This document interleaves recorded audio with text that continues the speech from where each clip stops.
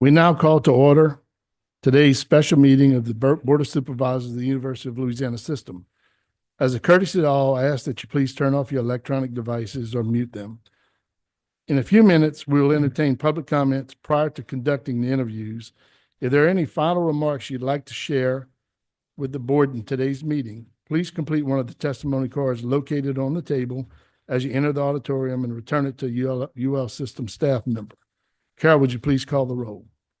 Mr. Drew Brown, Mr. Barry Busada, Mr. Steve Davison, Mr. Lee Jackson, Dr. Joe Leatherman, Mr. Keith Myers, Dr. John Noble, Mr. Al Perkins, Mr. Dana Peterson, Ms. Elizabeth Pierre, Mr. Mark Romero, Here. Ms. Christine Russell, Mr. Robert Salim, Mr. Joe Salter, Mr. Brad Stevens, Here. Ms. Julie Stokes. We have a quorum. Thank you, Carol. Well, thank you, all of you, for being here today with the special responsibility we have in front of us. At this time, I would ask that Mr. Joe Salter please provide the invocation as we begin today's proceeding. After that, Mr. Keith Myers will lead us in the pledge.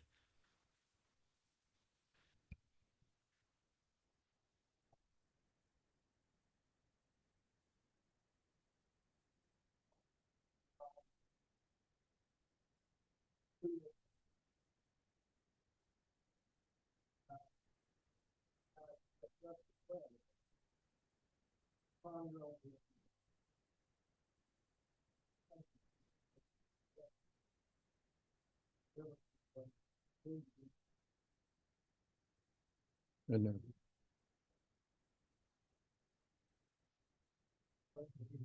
To the flag of the United States, to the republic for which it stands, one nation, under God, indivisible, with liberty and justice.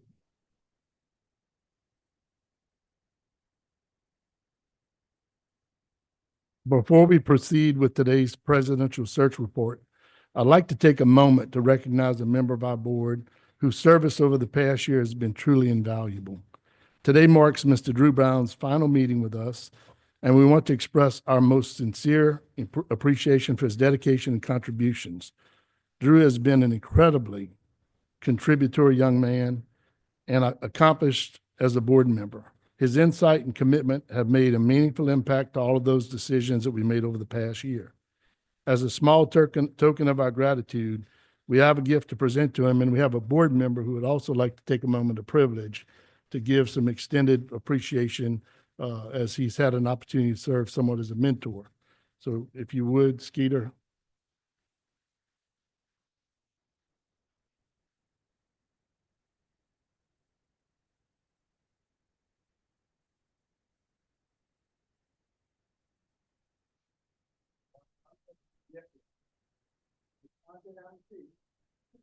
I've had 40 years that I got permitted and used it on all my trials. I no longer do trials anymore. So I want to give it to Drew Brown, who's going to be a super lawyer once he gets out of law school. I know he's going to try a lot of cases, and I know he'll make this briefcase proud. Drew?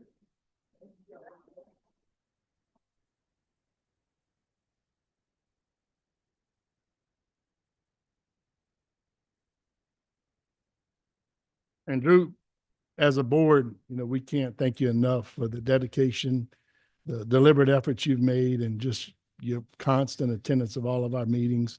I know that you have made an impact. You've represented the students extremely well, and I think they're blessed to have had you in this past year as a leader. We look forward to seeing you as you pursue your career, but in a parting offer, we want to meet with you in the front of the table, in the front of the dice, and just share something for you to hang on to as well.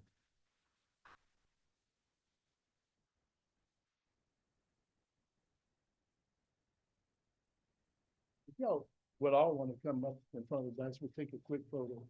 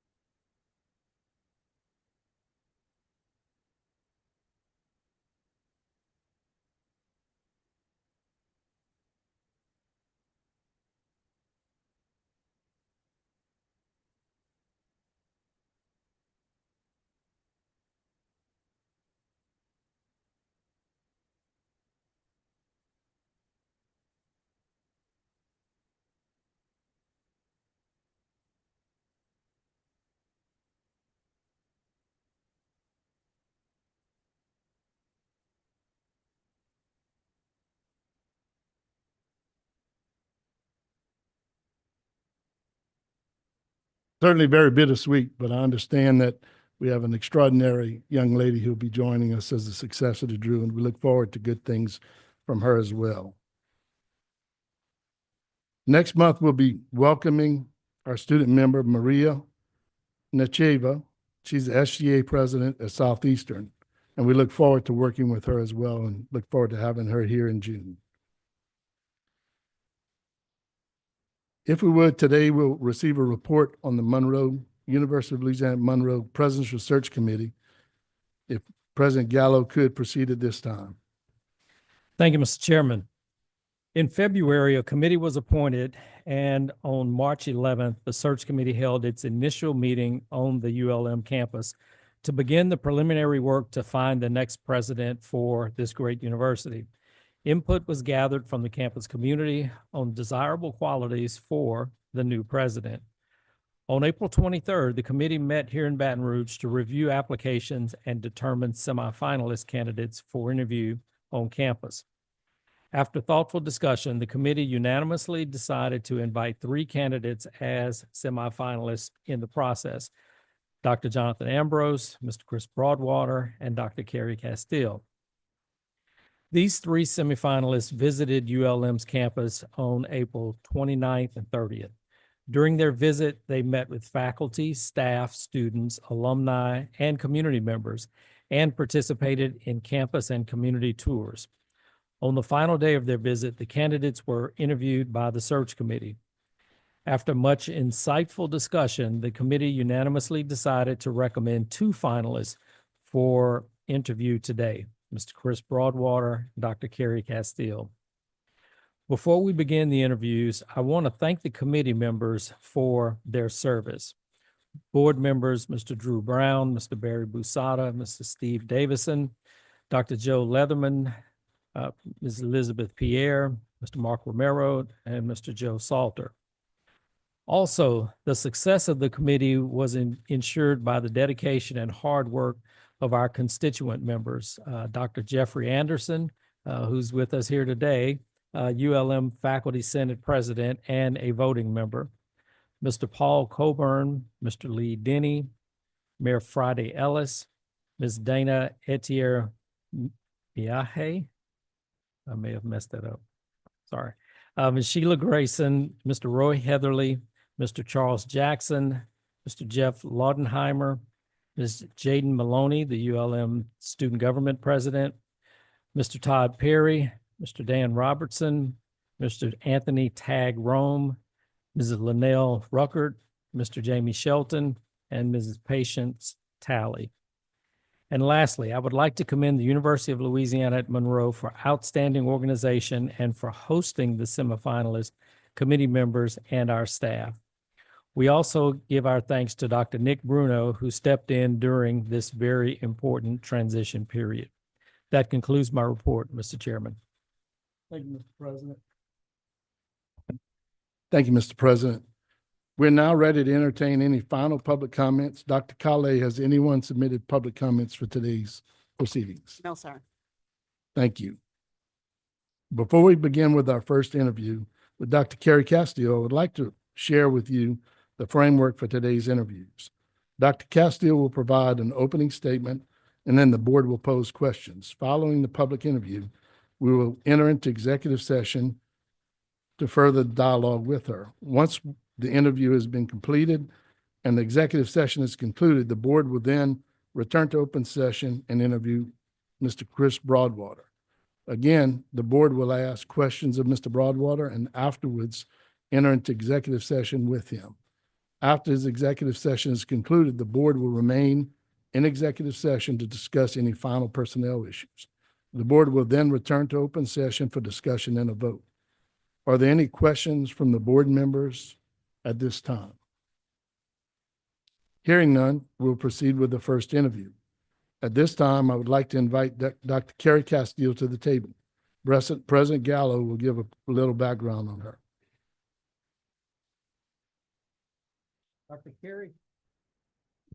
Dr. Carrie Castile currently serves as an agriculture and natural resources consultant, providing strategic advice on agricultural policy and technical assistance at the national, state, and local levels. She has held significant roles such as Senior Vice Chancellor and Senior Vice President at the University of Tennessee, where she led agriculture research and extension programs, and Director of the USDA's National Institute of Food and Agriculture, overseeing over $1.9 billion in funding for university partnerships. Additionally, she has held leadership positions in the USDA, where she contributed to policy development, crisis management, and economic recovery efforts.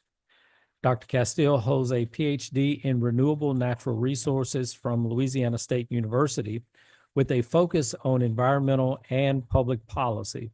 She also holds a Master of Science in Environmental Studies with an emphasis on environmental policy and toxicology, and a Bachelor of Science in Industrial Engineering from the University of Louisiana at Lafayette.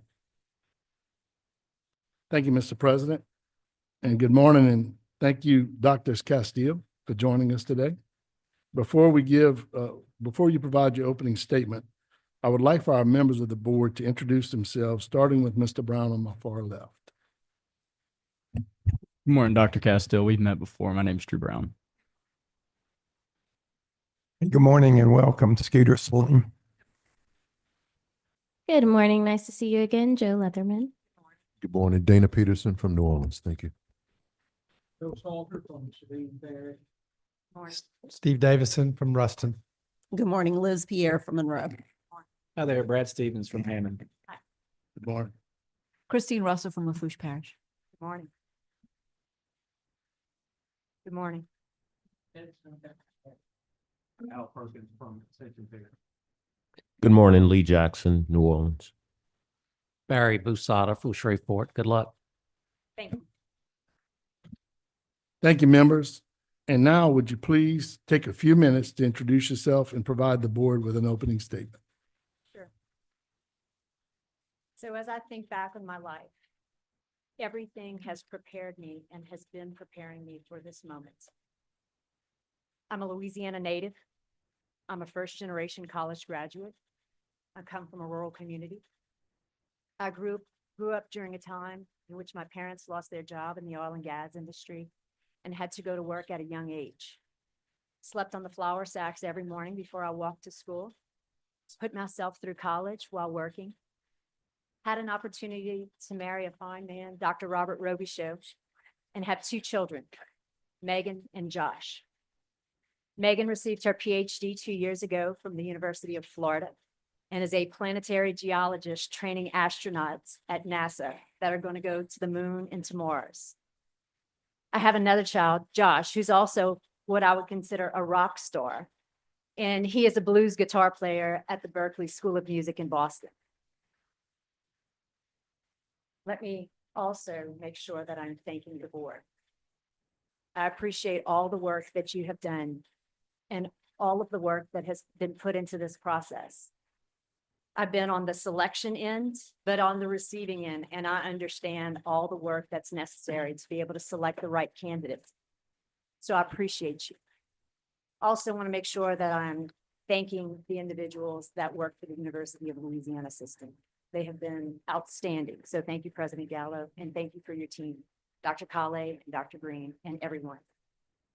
And lastly, the University of Louisiana Monroe community. It has been amazing to be able to see the students, the faculty, the staff, all of the support for this university. And I will tell you, I did my homework.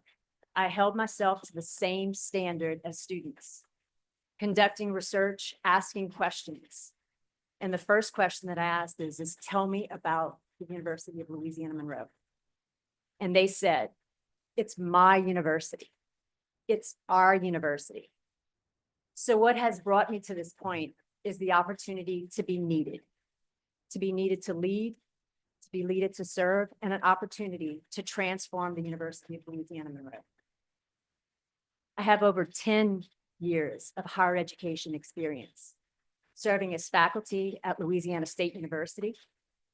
I conducted programs, conducted research, developed publications, worked with faculty teams, secured and applied for grant funding, also developed multi-state programs in which I worked with Mississippi State University, as well as Texas A&M and the University of Tennessee. All of this has led to an opportunity in which I was selected to serve as the Senior Vice Chancellor and Senior Vice President of the University of Tennessee Institute of Agriculture after a national search. During that time, I signed a one-year contract in which I successfully executed all of the requirements of that contract, which eventually led to a 3.2% increase in enrollment at the Herbert College of Agriculture, a transformation of the University of Tennessee Institute of Agriculture from 4 silos to one cohesive enterprise, and the investment of $50 million in American Rescue Plan infrastructure and research. It was a transformational time, and I was in a transformational role, and I'm very proud of the time at the University of Tennessee Institute of Agriculture. I've also served as the director of the USDA National Institute of Food and Agriculture. For those of you who may not be aware, the National Institute of Food and Agriculture has a $2 billion research and education budget. The organization is synonymous with that of a university, where the director is the chancellor, our vice presidents are our associate directors, our deans are also our division leaders, and we have faculty. We provided scholarships for postgraduate work. We've provided scholarships for students as well. But with a $2 billion budget, we provided so many opportunities for next-gen students and first-generation students like me. I have 8 years of state government experience, in which I was the associate director and science advisor for Commissioner Mike Strain. Led through a challenging time as well, in which we had a $112 million budget deficit, in which I was on the team that was selected to serve in that role, while still meeting the needs of the communities that we serve. I have 6 years of federal service at the United States Department of Agriculture. During that time, I served as the State Director for Rural Development, Director of NIFA, as well as the Farm Production and Conservation Mission Area Regional Director. I do want to emphasize my time as the State Director for Rural Development. With a $1.5 billion budget, I had the opportunity to provide resources towards rural prosperity, rural education, rural infrastructure, but also rural health. And I actually provided $35 million of funding to one of the last rural hospitals built in the state of Louisiana, Riverland Hospital, which has eventually led to 3 other campuses in Bastrop, also another campus in Vidalia, Louisiana, and one in Bunkie, Louisiana. Very, very proud of these times. I'll also tell you that my dedication and commitment to higher education has been throughout my entire career. It's not an either or, but a value add. So I've worked inside, but also alongside higher education, and will continue that commitment. Lastly, I've served under 4 U.S. presidents with 3 presidential appointments. I take this role just as serious as I would any other position. I am dedicated and committed to the long-term viability of the University of Louisiana in Monroe. And if I am selected president, I hope to do you proud in that role, and the students, the faculty, and the staff, and the community that serve the University of Louisiana Monroe. Thank you, Dr. Castile. At this time, I'll call on members of the board for any questions you may have. Supervisor Stokes? Thank you. Hello, how are you Hello. doing? During periods of budgetary constraint, how do you, as a leader, foster trust, support team engagement, and sustain progress toward the institution's missions and goals? Sure. So I have experience in this area, as I mentioned, working for the state and working for Commissioner Strain during a $112 million budget deficit. And the key thing is to make sure that we are ensuring that we have services that we're going to provide to the communities that we serve. Building trust is critical. I also led through a very challenging organizational period at the National Institute of Food and Agriculture, in which we relocated the agency outside of Washington, D.C. over to Kansas City, and we lost 65% of the staff. So not only did we have to rebuild trust, but we had to rebuild the staff. Looking at the budget for the University of Louisiana Monroe, I would use the experience that I've used in the past. First, increasing revenue. It's important that we look at recruitment and stabilize enrollment to make sure that we build that budget. And for every 110 students that we bring in, it equates to $1 million. So making sure that we are increasing our revenue through cost savings, improving efficiencies, making sure that we are evaluating our operations units and that they are functioning efficiently. Third, looking at the opportunities for grants and partnerships, partnering throughout the entire University of Louisiana system, partnering with Louisiana State University, partnering with our community colleges, but also partnering with industry early and often. Four, and I think it really gets to the meat of the question, which is communication and transparency. When you're rebuilding trust, it's important that we communicate as often as we can. And so when I met with the faculty, that was one of the things that was mentioned. They want frequent communication and transparency. So day one, we're going to look at weekly updates and a website for those presidential updates. It's also critical that we not only think about this for today's children, but our children's children. We are building a long-term financial strategy for the University of Louisiana Monroe to ensure the long-term viability from here to years out. And it's my understanding that we will turn 100 years. The University of Louisiana Monroe will celebrate their 100th year anniversary in 6 years. So I do have the expertise, I have the experience, I have the drive, I have the personal compassion to be able to lead through transitions. And I look forward to being able to demonstrate that capacity in this role. Thank you. Mr. Myers? Morning. Good morning. As a university leader, how would you approach improving student retention, increasing graduation rates, and cultivating an environment that supports overall student achievement? Sure. So this is kind of my simplified way of looking at it. As a scientist, I would take a data-driven approach to begin looking at increasing enrollment, so recruitment, retention, and job placement. When we start to look at retention, we're not only looking at retention for students, but we're making sure that we're retaining our key faculty, so the best and the brightest throughout the entire university system. When it comes to students, they're looking for vibrant campus life. They're looking for athletic programs that they can participate in and cheer on their teammates. They're also looking for strong faculty that can mentor them throughout their academic career now, but for years to come. And I can tell you, I have relied on faculty throughout my entire career and call them often, seeking advice, but also seeking opportunities to be able to support our students. When we look at enrollment, it's also key that we involve as many individuals as we possibly can.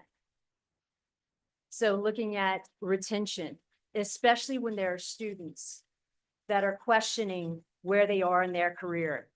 Algebra 1 is a killer course, right? So when we see those students start to fail and fall behind, it's imperative that we identify those students and provide the scaffolding and the support that they need. We want to make sure that they've evaluated all the options. Our alumni can be extremely helpful during some of those challenging times when students are questioning their decisions. Talking to alumni that serve in those jobs and in those roles, and talk about the challenges that they faced. Our students. We have student ambassadors throughout the entire state, and there's an opportunity for them to be able to continue to lead and provide that student support to the students, their experience. What helped? And I'll say this, I was a tutor for engineering students at the University of Louisiana Lafayette. So I not only provided tutoring, but I also sought after tutoring. And tutoring to me is the difference between a B and an A. So retention is critical, not only for students, not only for faculty. And throughout my career, I've been able to recruit the best and the brightest, from deans to administrators, to associate deans, to research station directors, students, and faculty. Thank you. Ms. Russell? Morning. Good morning. How do you promote academic excellence while fostering collaboration, honoring shared governance, and responding to the diverse and evolving needs of the students, the faculty, and the staff? So let's start with shared governance. I think the first role of the president when they assume this role is to affirm and reaffirm the importance and shared governance structure through our Senate faculty, through our staff, our faculty Senate, our staff Senate, and student government organizations. So reaffirming the importance of shared governance. Collaboration. This is an area to me that I had one of my references who mentioned that I had an unsurpassed network. That network spans 600 partners throughout the country, both universities as well as organizations that support higher education. Can we look at grand challenges, for example, that supports the needs of the community and the needs of the university? So if health and biotechnology is a priority in Northeast Louisiana, let's look at an interdisciplinary program for both faculty and students, the community and the industry, to be able to partner together to meet those needs. Another might be natural resources and agriculture. We live in a community in Northeast Louisiana in which it's probably the most agronomically profitable region in the country.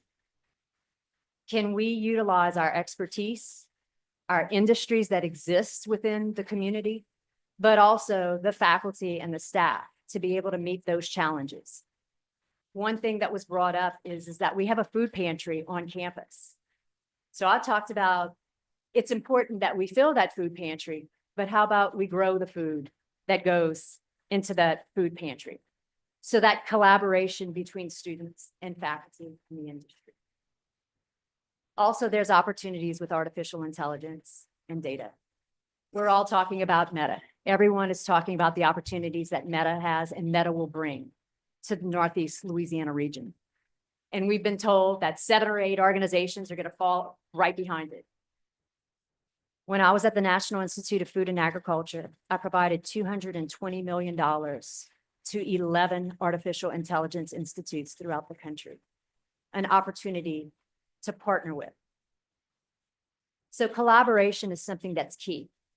You have to be intentional, very intentional, to make sure that people understand that they have a role and they have a place and that there will be an impact. Trust in the process that faculty and staff and the administrators will provide those opportunities for collaboration. And as president, being a collaborator myself, so collaborating with the students. I understand Fried Chicken Day on Wednesday is pretty important. I plan to eat lunch twice a week with the students, walk through the campus, have conversations early and often, but again, trust building. Thank you. Thank you.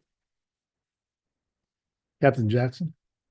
Yes, ma'am. Already, I think you've laid out a to-do list, but in your visit with the ULM staff, would you say there was maybe, I'd like you to, let's talk about the priorities. Let's name 3 priorities.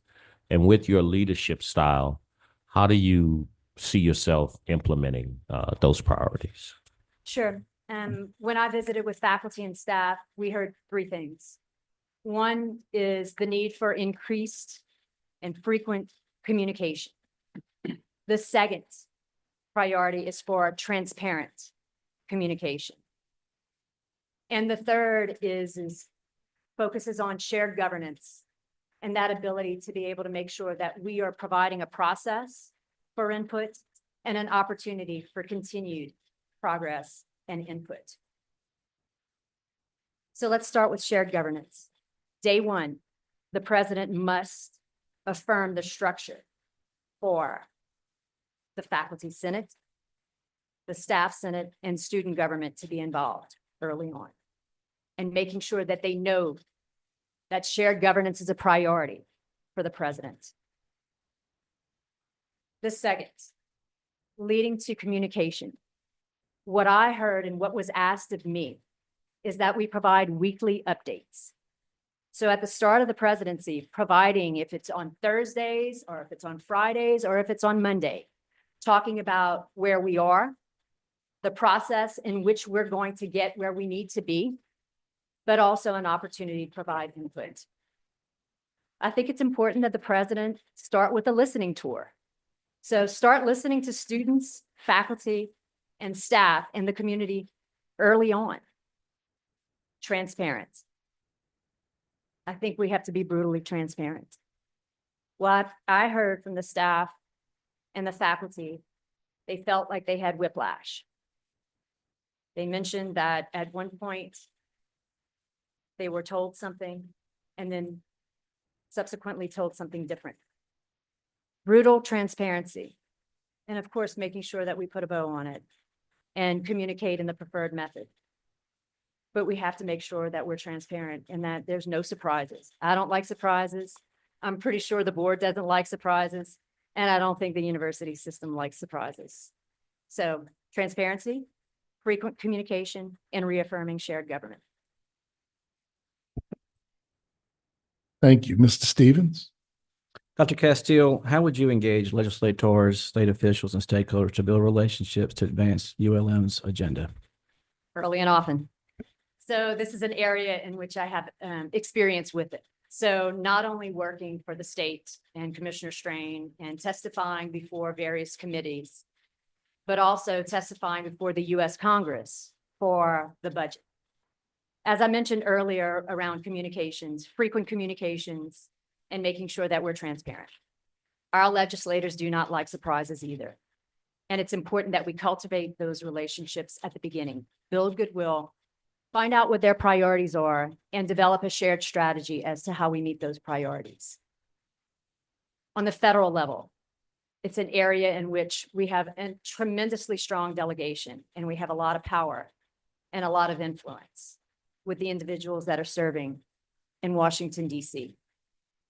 I've worked with not only with our delegation, but with members of other delegations to make sure that we are meeting the priorities and the needs of our universities, and specifically the University of Louisiana Monroe. When I was at the National Institute of Food and Agriculture, I had to testify before the U.S. Congress, and I will tell you, it is nerve-wracking. But during that time, being able to explain and justify the budget that we proposed, what the needs are, and how those resources are going to meet those needs with examples and clear vision. I even spoke French to one of the congressmen who was potentially grumpy. So it's an area in which I have experience. I've also worked with our local decision makers, with our police jury members, with our parish administrators, with our mayors, with our municipalities, our clerks, et cetera, especially when I was the state director for rural development. We were often having conversations about the needs in those communities and how we can best meet those needs. So early and often, no surprises, and clear transparency, and making sure that we can provide justification for what it is that we're asking for. Thank you. Thank you. Do we have any other questions from members of our board? Thank you again. The Board of Supervisors for the University of Louisiana System may meet in the, I hate to interrupt you, but I think we have one more. okay. Sorry, I Peter? guess my button's not working. My apologies for interrupting. Thank you. The formation of a staff and inner circle has proved to be difficult at some universities with the holdover situation and new people coming in. Can you share with us your thoughts on what you're going to look for if selected and how you will go about selecting your staff, your inner staff? Sure. So making sure that regardless if we have folks currently at the university or folks that we're going to attract to the university, we're attracting the very best and the very brightest.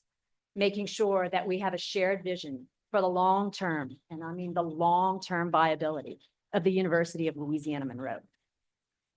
Throughout my career, I've been able to attract talent, top talent, especially during a time in which we were rebuilding an organization, attracting deans, department heads.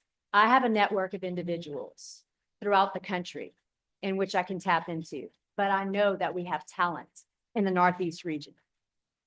But the priority is making sure that we all share in a collective vision to be able to move the university forward, ensure financial stability, and making sure that we're stabilizing enrollment and growth. And so the way that I look at it, since we do have a bayou running right through the middle of the University of Louisiana Monroe, making sure that we're all rowing in the same direction. We have to make hard decisions. And those individuals on the executive leadership team and the teams that we work with have to share that appetite for change. But they can be incredibly beneficial, and they will be, to be able to make sure that we're doing what's best for the University of Louisiana Monroe. The best and the brightest, and making sure that we're rowing in the same direction. Thank you. Thank you. Any other questions? Actually, before stepping into our next step, I see that Regent Cordell's here. She asked if she could be given an opportunity to make a few comments.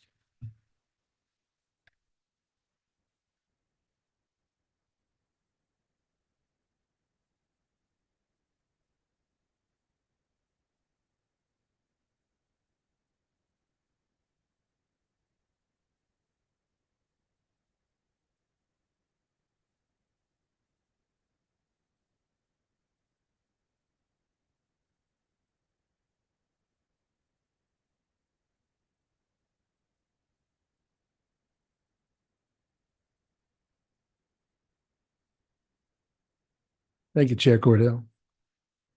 The Board of Supervisors for the University of Louisiana System may meet in executive session to discuss personnel matters associated with the search and under the provisions of Louisiana Revised Statute 4217. While in executive session, the board may not vote or make any motions that would be acted upon.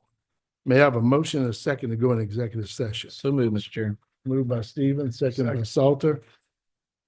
Any other questions? All in favor? Carol, actually will call roll. I'm sorry.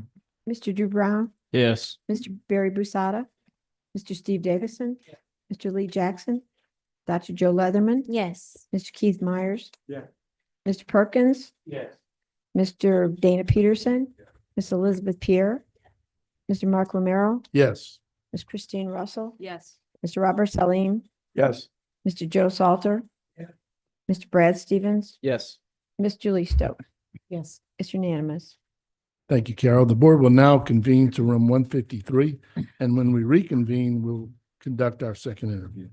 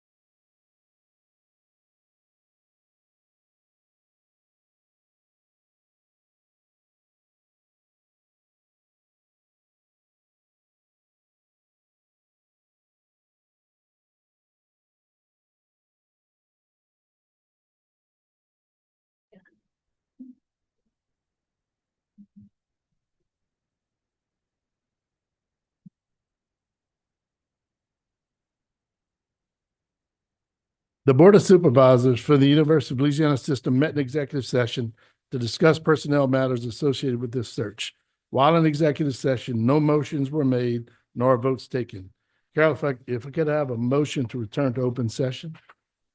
Moved by Supervisor Lee. Second by Supervisor Joe.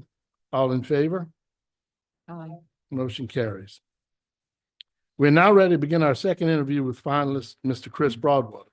Again, I'd like to remind members of the board that the format is essentially Mr. Broadwater will provide an opening statement and then the board will pose questions. Following the public interview, we will enter an executive session to further dialogue with him. Are there any questions from the board members concerning format at this time? Hearing none, we will proceed with the interview. At this time, I'd like to invite Mr. Broadwater to the table. President Gallo will provide a little background. Chris Broadwater is the Vice President and Deputy General Counsel at CSRS LLC, a role he has held since June of 2022. He previously served as Vice President for Workforce Policy and General Counsel for the Louisiana Community and Technical College System and as Interim Chancellor of Louisiana Delta Community College. Mr. Broadwater also served as a state representative for District 86 in the Louisiana House of Representatives from 2012 to 2018, where he played an active role in key legislative committees, including Labor and Industrial Relations, Education, and Ways and Means. In addition to his legal and legislative work, he has held roles as an attorney in private practice and as an Assistant Secretary of Labor for the Louisiana Workforce Commission. He holds a Juris Doctorate and Bachelor of Civil Law from LSU, a Master of Divinity from New Orleans Baptist Theological Seminary, and a Bachelor of Arts in Sociology, Family Life Studies from Louisiana College. He is also deeply engaged in community service, serving on several boards, including North Oaks Health Systems Board of Directors, where he serves as Vice Chairman, and Louisiana Workforce Investment Council. Thank you, President Gallo. And thank you, Mr. and Ms. Broadwater, for being with us today. Before you give your opening statement, I'd like for the board members to introduce themselves, beginning with Mr. Brown at my far left. Good morning, Mr. Broadwater. Welcome to Baton Rouge. Hi, Skeeter Salim, welcome. Joe Leatherman, welcome. Dana Peterson, welcome. Joe Salter, Sabine Parish. Steve Davidson, Lincoln Parish. Liz Pierre, Monroe, Louisiana. Brad Stevens, Tangipahoa Parish. Christine Russell, Lafourche Parish.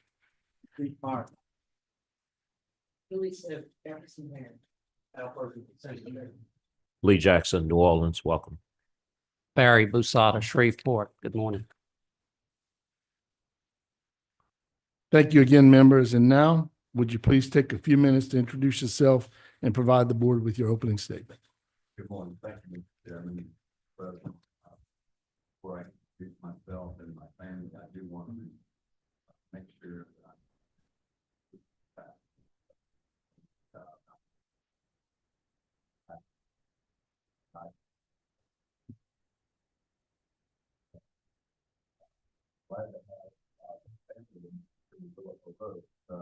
we get all them told ULM would have great tuition coming in, right? But I'm glad to have all of them bad sister, brother-in-law, 4 daughters, all next time, son-in-law, 4 off their own very good plan. Also want to introduce my wife, Hillary, 27 years, she's a educator, started in the classroom. She's 4th grade, and she's her first job and working in state service section. So we continue to do that in 2002, but it's also returned back to the classroom. But together we are excited about the possibility of being part of a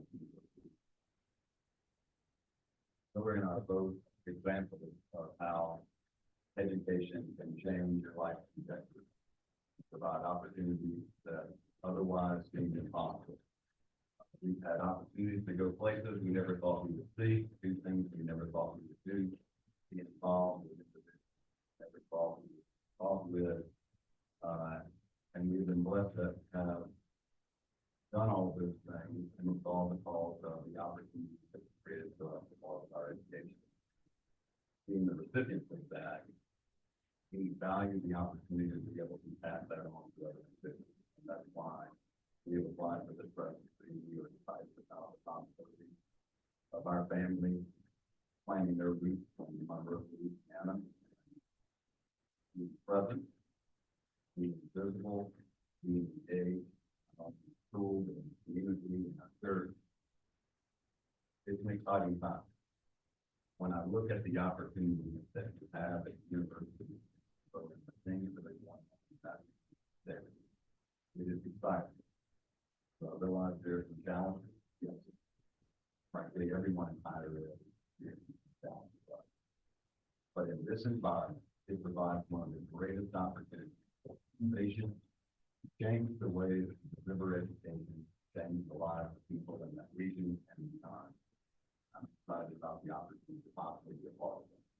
So thank you for including us in this process. I look forward to answering questions that you may have now or after. Thank you, Mr. Broadwater. And Hillary, thank you for being here as well.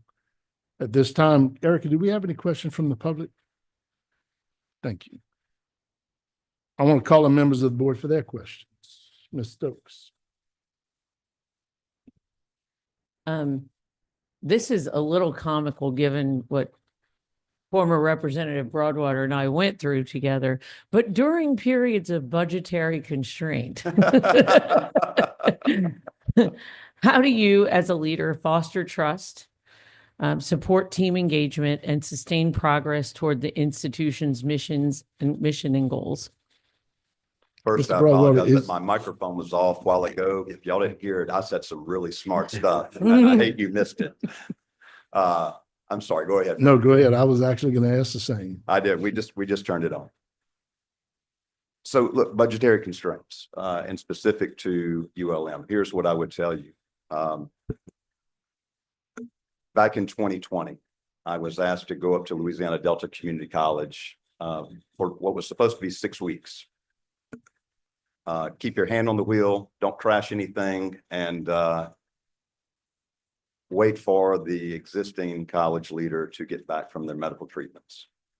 And 3 weeks later, COVID hit, and he couldn't get his treatments. And so it was supposed to be 6 weeks, turned into 18 months. And what we immediately were facing was a 7.5% budget deficit because of the impacts of COVID. The way we addressed it then was pulling everyone together, getting them in a room. Shared governance isn't just a nice thought and something that you worry about because of SACs and campus politics. It was what saved us because of everyone buying in and being a part of it. We scrubbed our budget. We looked at every existing contract that we had to figure out what could be canceled, what could be renegotiated. We brought in our division heads of the faculty so that they could be included in the discussions about what cuts would look like if we were facing those cuts. But we came up with a common strategy to go execute. And it was, we have to drive enrollment. If we don't want to have cuts, if we don't want to lose faculty, we've got to drive enrollment. And so we established goals that we were going to hit, and not just in terms of enrollment, but student credit hours. We needed to see how many hours we were getting, and we set benchmarks for that. And we created a website where we were tracking every day where we were in reaching our goal, how we compared to the year prior. We came out of that by adjusting our budget. We did not lose a single faculty or staff member as a result. We closed the 7.5% deficit, and we emerged from COVID with pre-COVID numbers and enrollment. And we did all of that without touching the CARES Act dollars that were sent to address that specific circumstance. That was only possible because of the engagement of everyone understanding what the vision was, what we had to do to achieve it, and pulling in the same direction to accomplish that. That's critical. What would I tell you for ULM? Enrollment. Enrollment has got to pick up there. But there are new challenges that are different than the COVID pandemic. There is a pandemic going across higher education that we have not responded to, in my opinion, and that is pivoting to meet the demand of the customer base that exists today. And by that, I mean, we have focused so long on the concept of the actual degree. We've done it everywhere, even as policymakers, we did it. Mr. Salter, we did it. Where we focused on only this concept of completer. So that if you complete within that 150% of the time it should take to get that degree, that's how we measure success or failure. And I think that does a disservice to higher ed, to the students, and to the faculty for this reason. Students are not imparted with knowledge at the time they're handed a diploma. They're imparted with knowledge in every class they attend, in every assignment they do with a faculty member, every discussion they have with a faculty member along the way. The recent studies show that over 51% of all Gen Zers see no value in higher education. Why is that? It's a lot of money. And what do I get for it? Particularly if I don't get the diploma. I would tell you that if we're going to look at driving enrollment, we've got to understand what the customer is demanding, and not just the student as customer, but what business is demanding. They want to see what skills are transferable. You can tell me what degree you have anytime, but show me what skills you're going to bring to the job place whenever I hire you. If we're going to drive enrollment, we have to let our customers know that we're offering something that has value. It is indispensable for their life.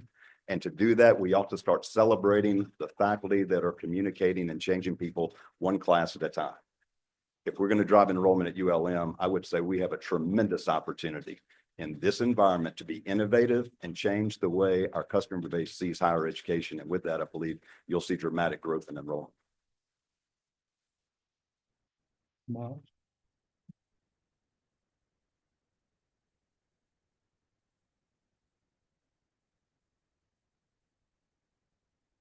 Sorry.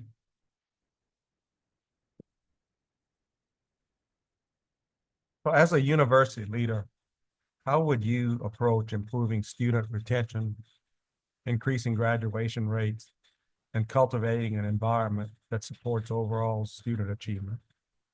So I'll tell you, one of the best models for improving student retention that exists anywhere in the nation and happens in the UL system.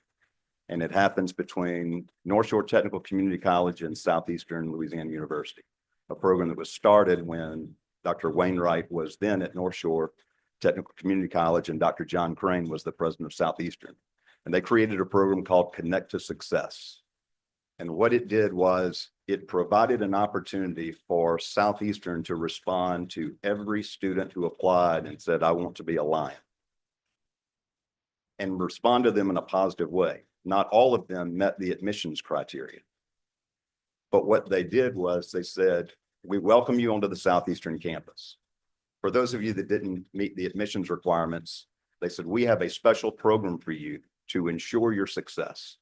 It's called Connect to Success. And what they did was there was a cooperative endeavor agreement entered into between North Shore Technical and Southeastern, where North Shore would lease space from Southeastern, provide their faculty in that classroom setting.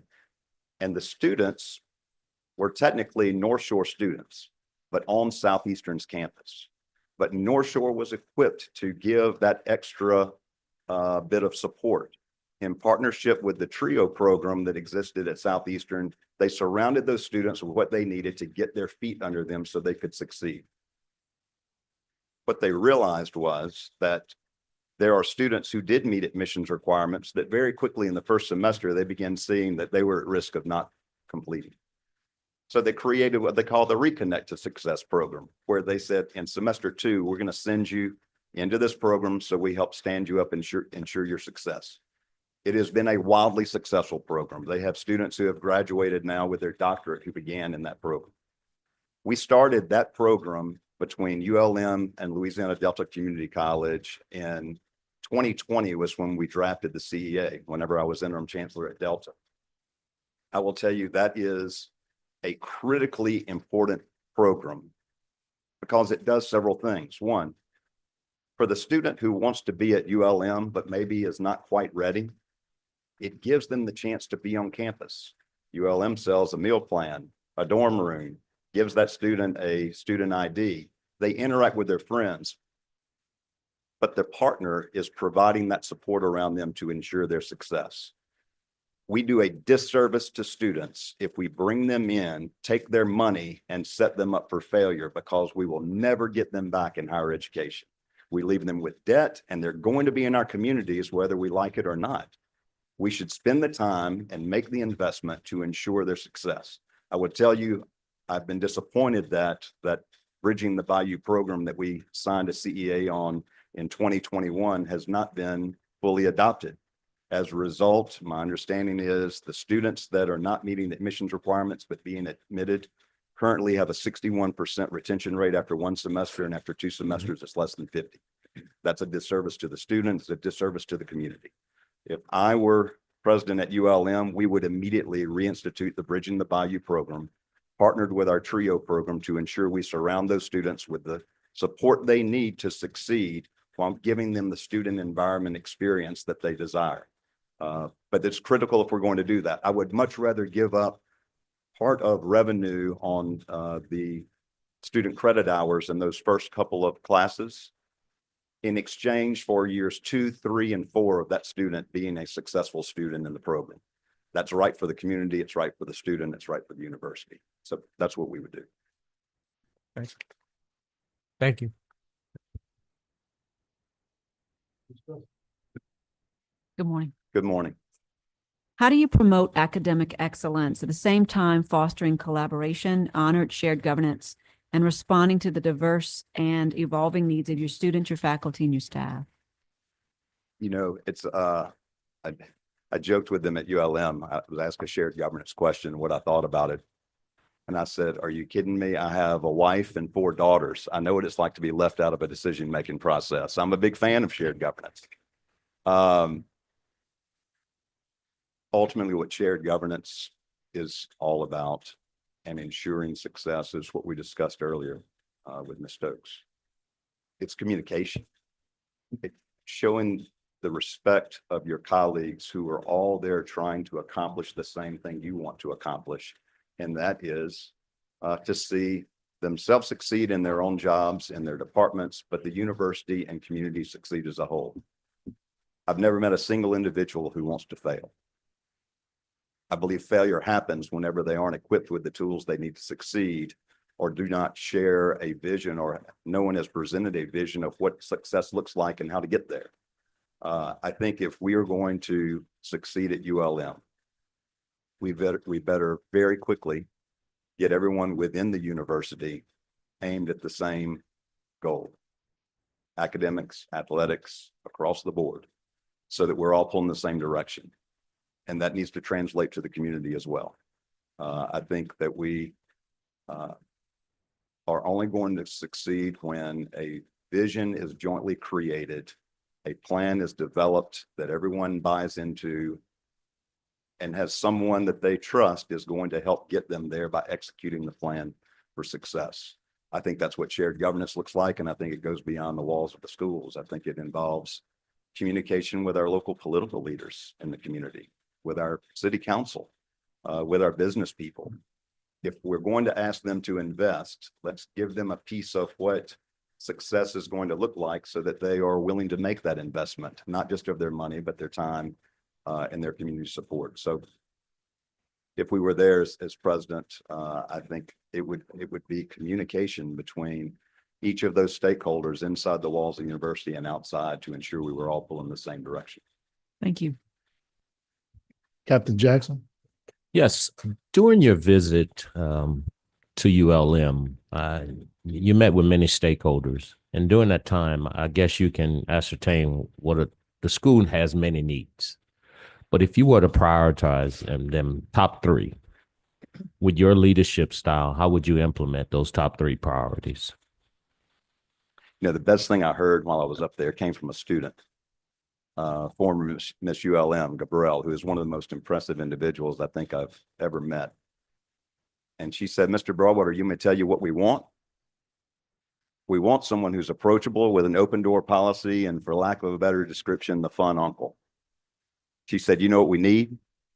Someone who's going to handle business. I would make business number one, and that is, I mentioned it earlier, enrollment. Without enrollment, you're a bunch of expensive buildings and expensive salaries. It's all about the student. And if we can't fill up those seats with students, then we're going to fail. Enrollment is the number one priority whenever we go there. In order to do that, there has got to be an immediate attention given to a strategy for recruitment that exceeds what is currently being done. I think that is one area where there actually has to be some additional investment. In order to succeed, I believe that the state of Louisiana needs to have districts so that you have a recruiter assigned to each one of those districts, and within that defined space can develop the relationships necessary in every high school and every corner of those districts to recruit to ULM. But I believe the market is much larger than just recruiting there. Ideally, you should have one in Southeast Texas and one in Northeast Texas. You should have one across Southern Arkansas. You should have one on the west side of Mississippi, and you should have one devoted to online, which is a much larger marketplace. Number one priority has got to be developing a recruitment strategy, providing the tools necessary for us to succeed in that arena and drive that enrollment. That's number one. Number two, I don't believe that you can staff up that recruitment organization overnight the way it's necessary because of some of the current financial challenges. So strategy number two has got to be engagement of alumni. It's your greatest recruitment tool that you have, and we can do a much better job of engaging alumni to be a part of the university. You know, one thing I've never found, I've never met a single individual who told me that they graduated from ULM and that they had a bad experience. Every single one of them tells me how much they love their experience at ULM. If they've got a great story to tell, we've got to give them a microphone so they're able to do it, and they can become our recruiters in their communities, in their churches, and in their schools. So the second thing after enrollment would be engaging the alumni. With that, obviously involves foundation, athletic foundation and university foundation to raise funds. But the third priority I would tell you is spending time listening and trying to build the team that can execute. And that's going to take some time, quite honestly. Everyone's different. Figuring out, who do I trust? Who's got the ability to succeed, even if they may not be succeeding now?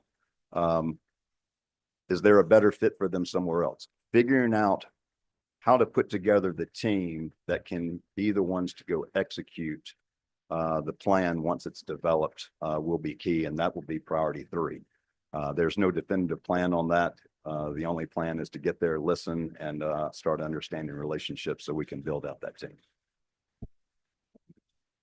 Mr. Stevens. Mr. Broadwater, how would you engage legislators, state officials, and stakeholders to build relationships that advance ULM's agenda? Often and at the right time. And by that, I mean this. Mr. Salter and Ms. Stokes will appreciate this. You know, there's a rhythm to the work that's done by a legislator. And President Gallo, I apologize, did not mean to leave you out.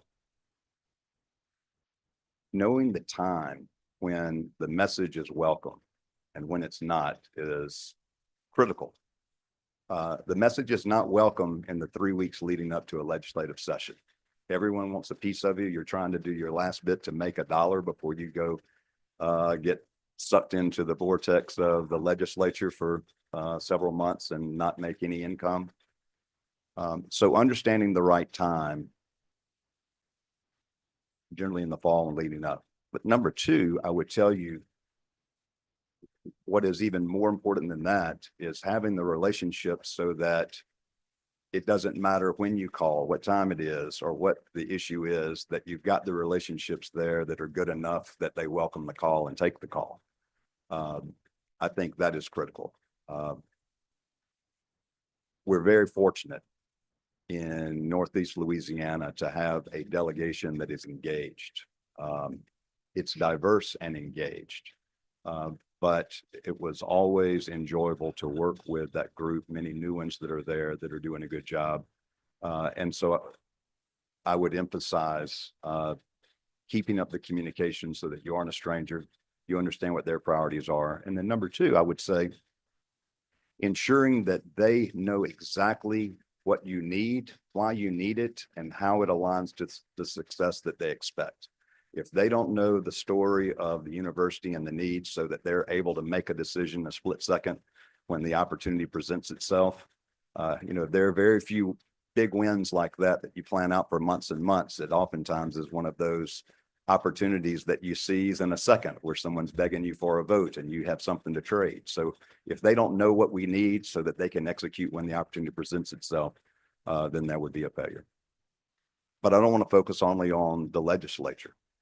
You ask a broader question there about the community leaders and the local elected officials as well. I think those are critical relationships that we've got to do a better job developing for this reason. ULM and the surrounding community have a symbiotic relationship. ULM is never going to succeed the way it is capable of if the community around it is not likewise succeeding. You can't recruit faculty and students to a place that is not winning. Likewise, I would tell you the surrounding community is not going to win without ULM being healthy. And so ensuring that there is constant communication with our local officials as well, so that the university is supporting the local community and the local community understands what they need to do to support the university, is likewise critical. And that just takes a lot of hard work, as you know, but that's something that we welcome. And we've spent a lot of years doing that, and would be happy to do it again on behalf of ULM. Thank you. Do any members of the Board of Supervisors have any further questions for Mr. Broadwater? Talk a little bit about how you would increase the population of Monroe should you get this job. Would you bring wife and at least one child, or? Yeah, so I would encourage all of them to live close to mom and daddy, but yes, Hillary and I, of course, would move. My daughter's, just so you know, Emma Grace is 23, is married to Adam. They live in Katy, Texas, where she's a speech pathologist. Rose Catherine is 21, lives in Hammond and works in Hammond. Maggie Francis is 19 and is a student at Southeastern and currently, and Ruby Jane on the end is 13, going into the 8th grade. For sure, the three of us would move, and if I could convince everyone to move. My dad says he'll move if I let him fish in the bayou, and so maybe we'd get him as well. But we look forward to that. We went up last week and let Ruby Jane tour schools, and I will tell you, we are excited about the academic opportunities that are there. We were blown away by Neville High School. I will tell you that. Fantastic. The school leadership could not have been better. We were blown away by the opportunities that are at St. Fred's and Washita Christian and Neville Junior High. All of them were engaging. All of them are great choices. And the only negative thing we had to say was that not all of them had volleyball, and Ruby Jane's a volleyball player, but you would immediately pick up the census by 3 and possibly as many as a whole row here. And we look forward to that opportunity, and if selected, we'd want to get on the ground as fast as we could. Thank you. Yes, sir. Any other questions? Hearing none, the Board of Supervisors for the University of Louisiana System may meet in executive session to discuss personnel matters associated with this search under the provisions of Louisiana Revised Statute 4217. While in executive session, the board may not make any motions or take any votes. May I have a motion and second to go into executive session? Mr. Chairman. Moved by Mr. Stevens, second by Mr. Brown. Carol, if you could please call the roll. Mr. Drew Brown, Yes. Mr. Barry Busada, Mr. Steve Davison, Yes. Mr. Lee Jackson, Dr. Joe Leatherman, Yes. Mr. Keith Myers, Yes. Mr. Al Perkins, Yes. Mr. Dana Peterson, Yes. Miss Elizabeth Pierre, Yes. Mr. Mark Romero, Yes. Ms. Christine Russell, Yes. Mr. Robert Salim, Yes. Mr. Joe Salter, Mr. Brad Stevens, Yes. Ms. Julie Stokes. Yes. It's unanimous. Thank you, Carol. The board will adjourn to room 153 after we finish the discussion with Mr. Broadwater. Will remain in executive session as previously discussed.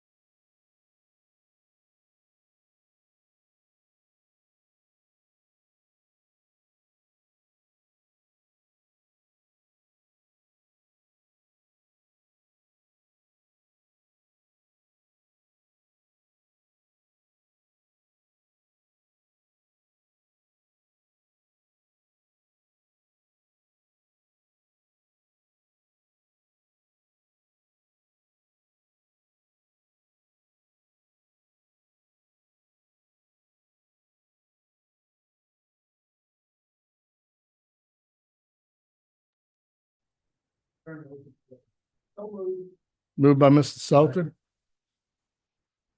Second by Mr. Peterson. All in favor? Aye. Opposed? Motion carries. As we've been in deliberations for quite some time, I hope you can all understand and respect the difficulty that this decision was for us. And I think it's because of the quality of the choices that were presented to us. Is anyone at a position to entertain, offer a motion for the selection of the next president of UL Monroe? Mr. Chairman, I want to first thank ULM and the Monroe community for letting us be involved in this process. And with that being said, I move to appoint Dr. Carrie Castile as the next president of the University of Louisiana at Monroe, and further authorize Chairman Romero and President Gallo to negotiate the terms of the appointment. We have a motion by Mr. Brown. Do we have a second? I would second that motion, Mr. Chairman. Second by Mr. Salim. We could have a roll call vote. Carol? Mr. Drew Brown, Yes. Mr. Barry Busada, Yes. Mr. Steve Davison, Yes. Mr. Lee Jackson, Yes. Dr. Joe Leatherman, Mr. Keith Myers, Yes. Mr. Al Perkins, Mr. Dana Peterson, Ms. Elizabeth Pierre, Yes. Mr. Mark Romero, Yes. Ms. Christine Russell, Yes. Mr. Robert Salim, Yes. Mr. Joe Salter, Mr. Brad Stevens, Yes. Ms. Julie Stokes. Yes. It's passed. Thank you, Carol.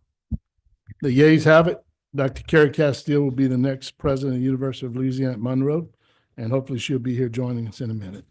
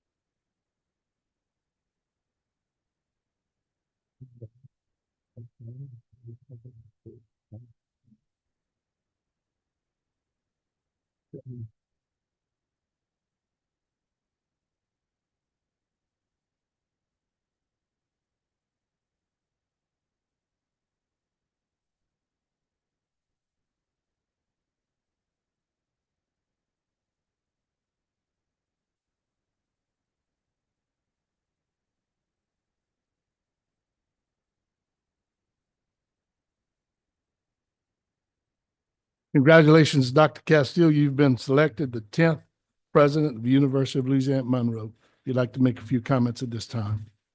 Just to thank you. It's been an incredible process and an incredible journey. Going through this process, you really learn a lot about yourself and your capabilities. You ask yourself if you can meet the expectations of the role, and then you say, I can do this, and make the decision, and you commit to it. So I'm very grateful. I'm very honored. I look forward to working with all of you, with the students, with the faculty, with the staff, with the community, and with the stakeholders. Last thing, go Warhawks.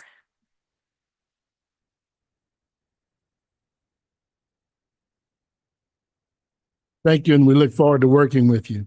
Our next board meeting will take place on Southeastern's campus on June 26th. President Wainwright will be hosting us. Any other comments from the board at this time? Hearing none, may I have a motion to adjourn? Actually, I need one more motion. I think it's been handled. Never mind. I'll take your motion. Do we have a second? We stand adjourned.